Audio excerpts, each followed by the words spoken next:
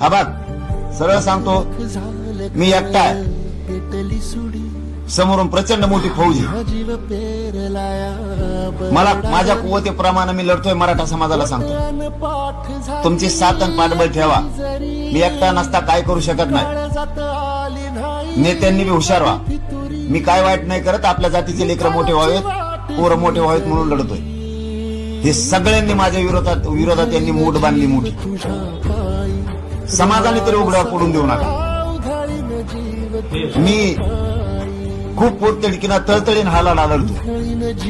खूप संकट झेललेत, सगळे अंगावर घेतले, फक्त समाज मोठा व्हावा म्हणून. यांचे काय माझं काही शत्रुत्व नव्हतं. माझ्या समाजावर खूप अन्याय केला यांनी, म्हणून यांना सगळ्यांना मी माझ्या अंगावर आली ती.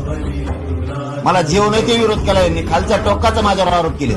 खालच्या टोकाच्या मला शिव्या दिल्या त्यांनी, खालच्या टोकाच्या. कारण कुटुंबापर्यंत कुणी जात नाही शक्यतो. ही महाराष्ट्राची नीती.